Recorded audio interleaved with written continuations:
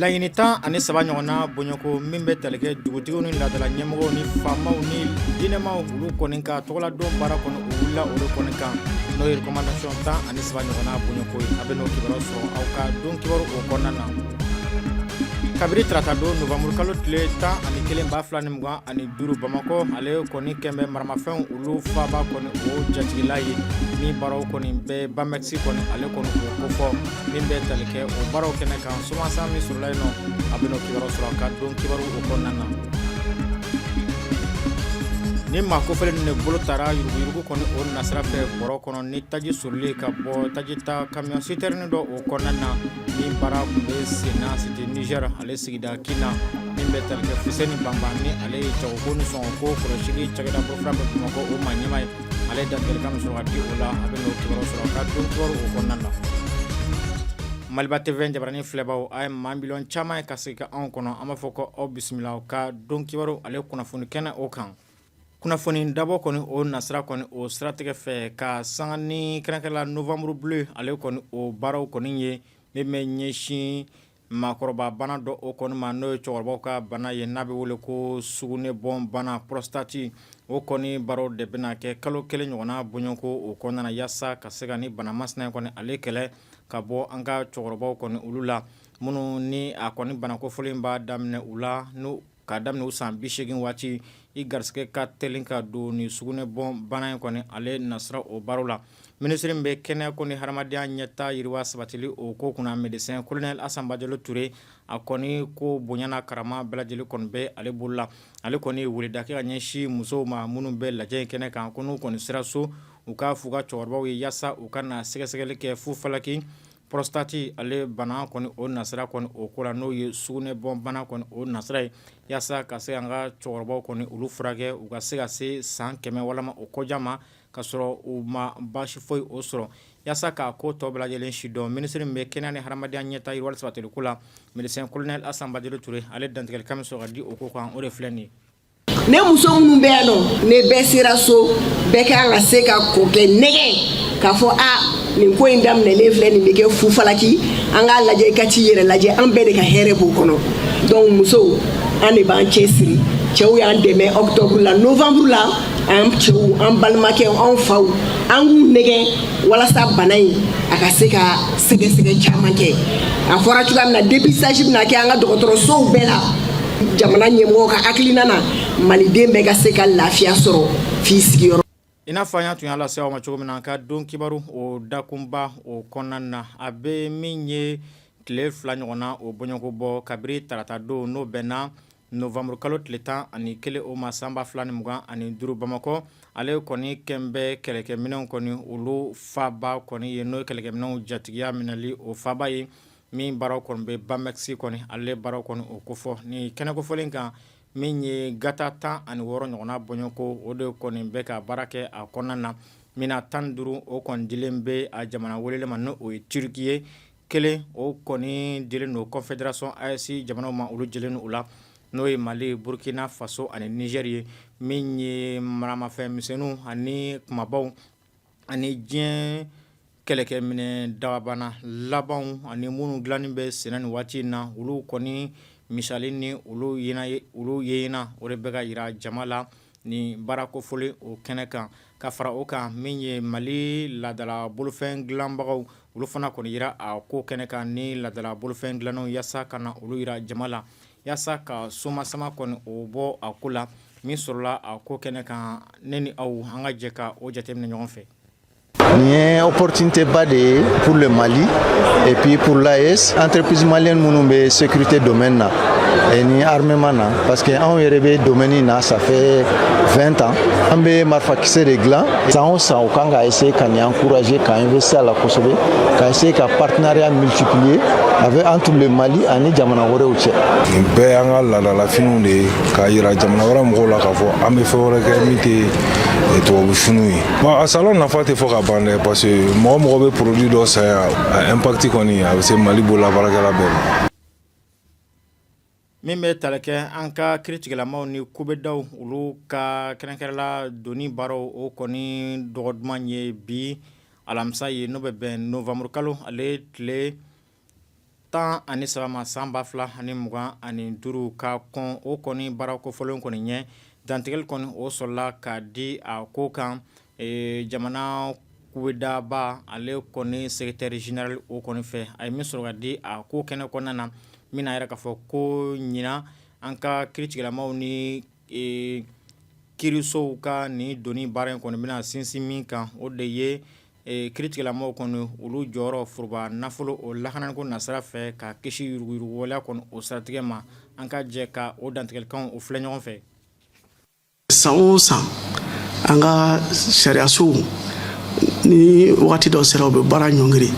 u tɛ baara jɔ pepewu dɛ mais dɔ bɛ bɔ audience kɛta la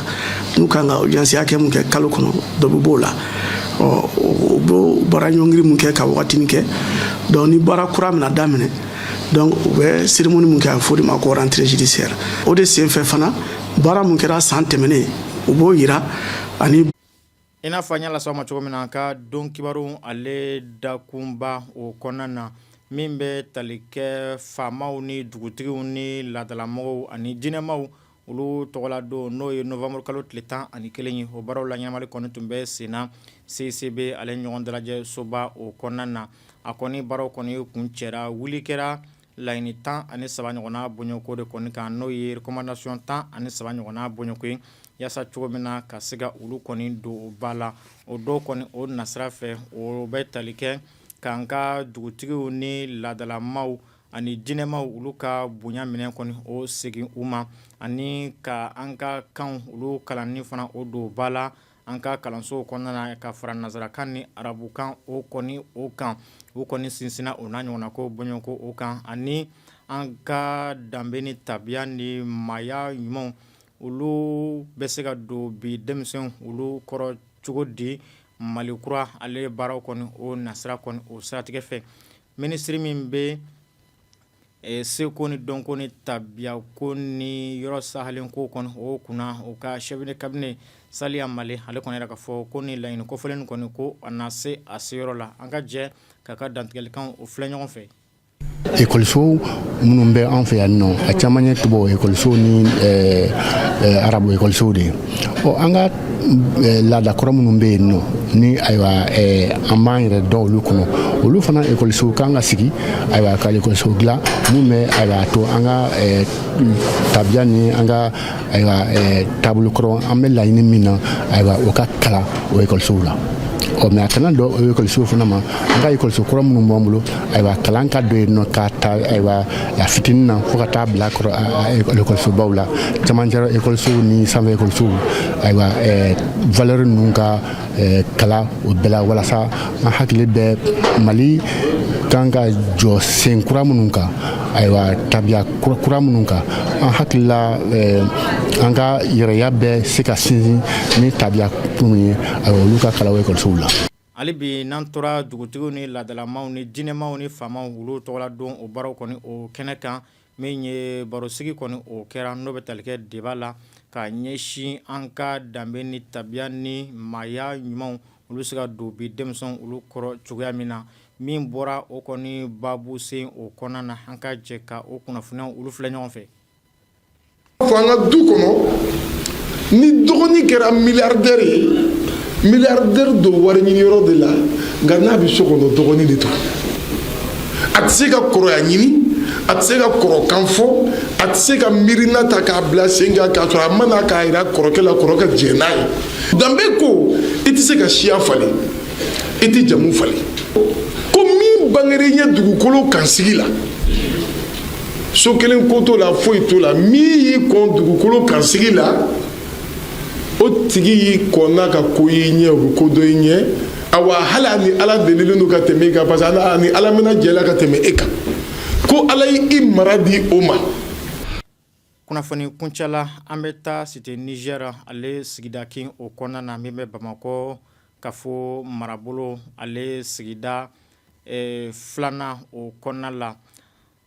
yirala k'a fɔ min ye ŋunuŋunukan dɔ tun ye a yira k'a fɔ ko min ye maa dɔ kɔni bɛ ka taji soli ka bɔ tajita camion citerne dɔ o kɔnɔ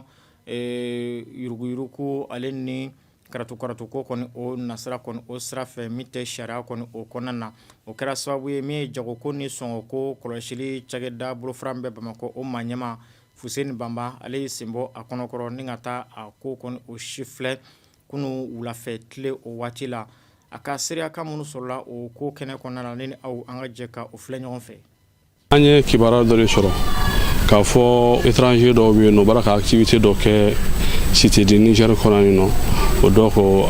ci fɔra an ɲɛna min kan an ye équipe bila ka na lajɛ est-ce que dénonciation min kelen filɛ nin ye est-ce que tiɲɛ de don wa o dɔ ko u nana yan nɔ u nana ka na sɔrɔ tiɲɛ don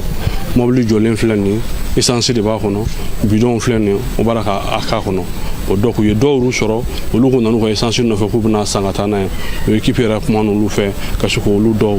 bali sɛgɛsɛgɛliw bɛ sen na o dɔw pour que i k'a dɔn k'a fɔ ko min b'a ka kɛ ko in tɛ ko ɲuman ye parce que bi in na jamana ɲɛmɔgɔw ye décision ta k'a fɔ fɛn fɛn ye ka essence kɛ bidon kɔnɔ ou bien ka kɛ minɛn wɛrɛ kɔnɔ ko o kɔnnen do bi mais k'a fɔ gasoil kɔni bɛ se ka kɛ minɛn wɛrɛ kɔnɔ mɔgɔ bɛ kɛ ni yamaruya sɛbɛn min bɛ di DGCC fɛ o dɔw ko an nana ka na ninnu ɲininka bi kabini équipe sera na fo ka na se ne yɛrɛ ka an yɛrɛ ka seli ma yan nɔ an y'a ye k'a fɔ yamaruya sɛbɛn t'u bolo nin baara in kɛli la u kɔni taara essence ta dɔrɔn ka na jɔ u b'a k'a feere mɔgɔw ma et puis d'accord ɲininkaliw minnu kɛra sɛgɛsɛgɛliw y'a yɛrɛ k'a fɔ u b'a k'a feere mɔgɔw la sɔngɔ min ka ca ka tɛmɛ jamana ɲɛmɔgɔ ye sɔngɔ min fɔ parce que an ye mɔgɔ min mɛn a sanbagaw dɔw olu b'a k'a fɔ k'u b'a k'a feere u ma bidon 20 litres bidon ko 8,000 yɔrɔ o ye fɛn min ti bɛn bon donc o de y'an se yan nɔ an bɛ fɛ k'o ko lajɔ parce que o ye ko ye n'o continue na ɲɛmɔgɔw b'a ka fɛɛrɛ ni dabali fɛn fɛn tigɛ pour que ka se ka maliyɛnw lafiya a bɛna se ka dan sigi o la. Maliba TV jabarani filɛbaw aw garisɛgɛ kɛra aw ka kunnafoni minnu ye bi don kibaruw kɔnɔna na o de kɛra nin ni aw an bɛ k'an bɛɛ da ɲɔgɔn ye a k'an bɛ o la diɲɛ waati wɛrɛ.